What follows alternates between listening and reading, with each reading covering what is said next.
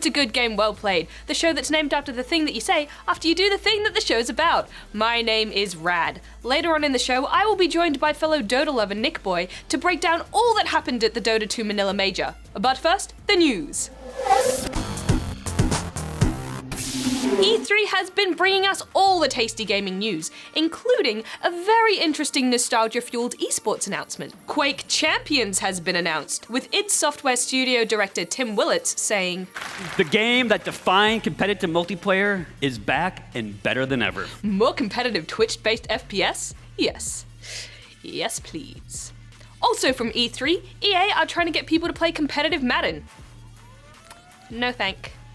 Chief Competition Officer Peter Moore announced that EA are putting $1 million towards 3 tiers of tournaments, designed to target newbies and pros alike. This is spread across 4 major tournaments, plus more events that are to be announced. So basically it's gonna end up being like $100 per winner? Plus you get to play Madden. Yay! In Hearthstone news, the European leg of the World Championship has just played out. Tice took on Inner in a tense best of 7, which culminated in a Miracle Rogue Mirror Decider. But it was all over by turn 6, as Tice's aggressively buffed Edward Van Cleef was far too big for Inner to handle. Kinda like me. Way too buff. However, the tour was sullied by shots being fired outside the hotel where some of the players and talent were staying in LA. The shooting was apparently due to an unrelated party. Thankfully, no one was injured, though some cars were damaged. Now, this isn't the platform for talking about gun control, but damn America. In Totally Okay Because the Guns Aren't Real CSGO news, Team Liquid are shaking up their roster. Liquid are trading in Kusta for GDM64 after slumping into a losing streak over the past 2 months. JDM moves over from Counterlogic Gaming and will be playing with Liquid at the Esports Championship Series in London later this month. In more roster change news, no one in Dota 2 is safe. Universe has turned to Team Secret and said, "You're not my friend anymore." He'll be swapping places with Bulba, taking his place in EG, whilst Bulba joins Eternal Envy, Puppy, Arteezy, and Pylai Dai in Team Secret. But that's not the only upset. Old mate Awi is back out of EG, being replaced by Zai. In the dankest statement I have ever seen, EG acknowledged that the roster change means they must go through open qualifiers for a place at TI6, and the same also goes for Team Secret. If it were me, I would maybe not want to change roster right before a $12 million and counting tournament. But that's just me. I mean, what do I know? I'm just a 1.5k MMR scrub, just trying to make it in this big wide world of Dota. Now it's time to talk about all the ups and downs of the Dota 2 Manila Major, and who better to join me than the captain of the Pocketeers, the defender of the Dire, the wind beneath wings, the breaker of chains, and the mother of dragons, NichBoy. Hello. Hey Nick. Hi, Rad. Hi.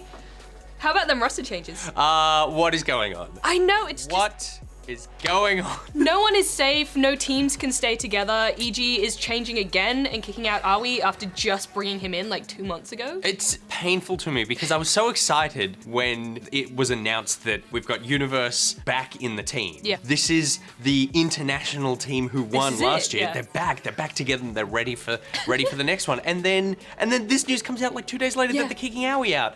And I don't know what's going on behind the scenes, but give the guy a break. Please just let him go and be successful somewhere. After he released that video as well, where he was just like totally subdued and like, I never held it against any of them.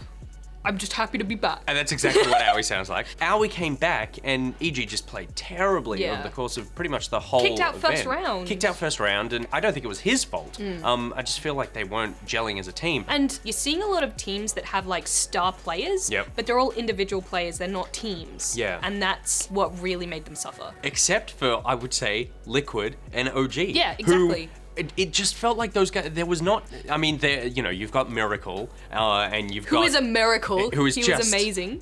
Unbelievable players. You've got these players who are identified as part of a team here. It's not just, you've got Arteezy, or you've got, just Puppy or something. You've got these just names that are the stars. Yeah, exactly. And they're the teams that did the best. They are. And I think that this current meta also really favored that team play. Yep. And also favored really short cooldowns. Absolutely, yeah. And I think this patch was kind of like a rush fight kind of patch. Yeah. We saw everyone picking lots of strength heroes being picked, lots of people who were just like, I just want to get in there and really go quick into objectives and that sort of thing. So, but not only like those team fights, we saw a lot of kind of like quick team fights being rewarded. Not necessarily like 5-on-5s, Yep. but kind of like 3-on-2s and stuff like that. Yeah, so there are a lot absolutely. of pick-offs. yeah, and that's something that I really love seeing, because Dota is not really about fights, it's about objectives. Yeah. It's objective-based gaming, 100%. and so seeing these characters where you go, oh, we're going to distract you over here while we just push up here really quickly and then we're out. I love seeing that sort of thing, Yeah. because I go, that's strategy. There's so much pressure on that one person who's solo pushing, because if they get caught out, they're gone. Yeah, exactly. Yeah. It's like you got to push as much like right to the limit and then just TP out. Yeah.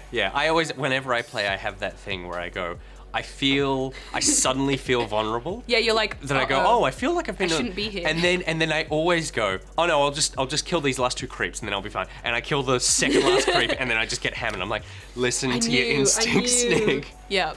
This is why I'm not a pro Dota player, because I don't follow my instincts. I have the instincts of a pro Dota player. You don't follow through. Yeah. I have the self control of a child. I'm the same. Yeah. 100%. Well, you're very small. There were also super diverse bans and picks. I believe it was 98 out of 111 heroes being contested. Yeah. Insane. I think that's the most of any tournament ever. Talk about a perfectly balanced game, except for Beastmaster. There are so many heroes in the game, and that so many of them were actually picked. It just speaks so much to the Dota team. Yeah, and I really loved how they really kind of changed up how the heroes were being used as well. Ricky support. Who saw that coming? And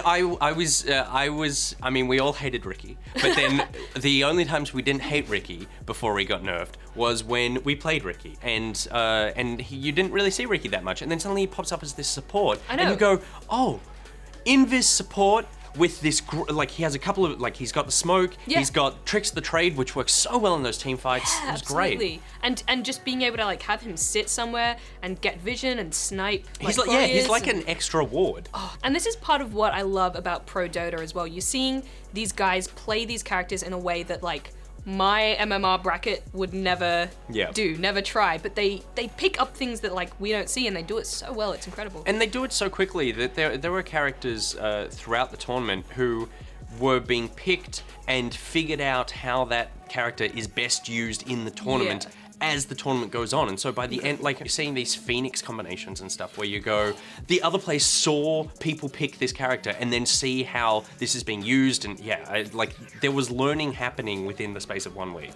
Speaking of Phoenix, that Sunray, Fly from OG playing Phoenix, Incredible. I swear he won them half their games. Incredible. Some of the best supporting I've seen. Obviously, Phoenix is so good for pushing, but the heal works so well in those team fights, and then a perfectly timed egg when Void has the chrono, so everyone's frozen, and then you have this egg that is growing, and then just as the chrono ends, you see the Void punching a couple of people so that they get to enough health that the egg will kill them when it explodes, and then he moves on to the next person, and I go, that's crazy that you, I would never leave a character that low on health alive. Yeah. Knowing that my teammate is gonna get them, because I can't trust my teammates in the kind of crap MMR that I'm playing. Also, incredible production value by PGL throughout this entire major. So good. So nice after the shambles that was Shanghai Major. Yeah. Everything from battle view to the player profiles, which were amazing. And the player cameras there as well, which I think I really love, even though most of the time they're just sitting there going, it's still, I still like to see, I know they're excited on the inside. All of the stats at the end of each tournament. Those graphs, those beautiful graphs. Pretty graphs. Those are some pretty graphs. Yeah, it's a pretty graph. Enough cannot be said about PGL. Yeah, and I loved that they also showed the cosplay competition. It was just amazing seeing the things that they made. My favorite was the Doom. Yeah. Then there was also the shit Doom. Poor shit, Doom. Earthshaker who skipped leg day. And I always say, there's always this one Crystal Maiden who I see everywhere. Yeah. And I just feel like she never actually gets out of the costume. She just wants to be in Dota. I'd be in that costume all the time if I could. I think you could pull it off. I probably could. I've got the pins for it. So now, NichBoy, I want to know your top 3 from the Manila Major. My top 3. Top 3 moments. They can be anything. Right. Well, Okay, so I have one moment, but I have 2 themes. Yep, that's Does fine. that count? Yeah, And go the third one we already spoke about, but it was the production value. And Yeah. I do think that, like, I know we mentioned it, but compared to how bad it had been, I do think that it was so impressive how it went, and I do think they've set the bar really high Yeah. for going forward. You could come in as someone who doesn't necessarily know what's going on, Yeah. and you had more information to be able to watch the game with, and I think that's really important. Yeah, So that was absolutely. what about you? What's your number 3? My number 3 would be Lich killing himself on a Necro. So this was MVP versus LGD, game 1. Lich throws down his ult, it hits the little Necro, which deals damage to you when you kill it, Yep. and just killed himself. Then that's it. Just suicide by trying to win. My number 2 would be that we did not have. I was worried that we would not get the same iconic line that we get for like each sort of major international, where you've got like it's a disaster. It's a disaster. And then EG, their match versus MVP. EG had just gone wrecked on the top lane. They were going so badly. And then they try to ambush MVP. It's a perfectly executed ambush. Everything goes right, except they just do not have the strength to take it down. And LD goes, EG, even when it's perfect, it's shit.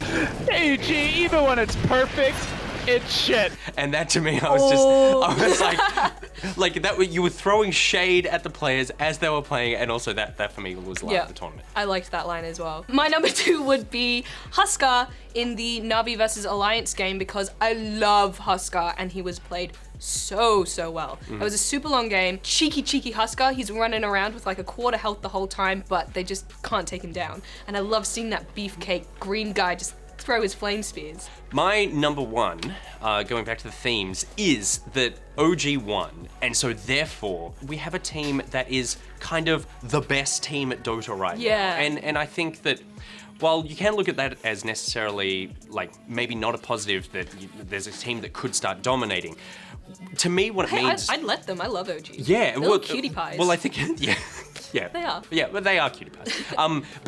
For me, what that means is that you've got a team that know how to adapt to every patch. Yeah. That you know that they work together as a team really well. They know everything so well that they can counter whatever's going on, make their own decisions, and make the best game they can no matter the scenario. Yeah. Because Dota and I think a lot of esports have often been defined by a team is really strong in this patch, in this meta, at this moment. So the fact that OG have won these 2 majors really puts them going, this is a team that you need to look out for all the time, not just now. So going into the international, if they take that, these guys are just on top of the Dota world. And I love that they feel like a team. They work as a team. It feels like there's trust there, Absolutely. and that just warms my heart. You know, I always say it in pub matches, it's a team game, guys.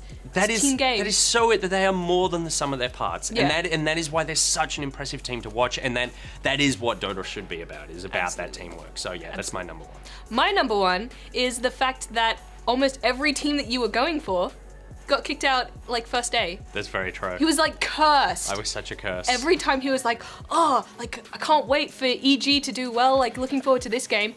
They're out. Yeah. Na'Vi, Wings. Yeah, so I've loved Na'Vi for years, and they play great for the first couple of days, and they got kicked out. I love EG.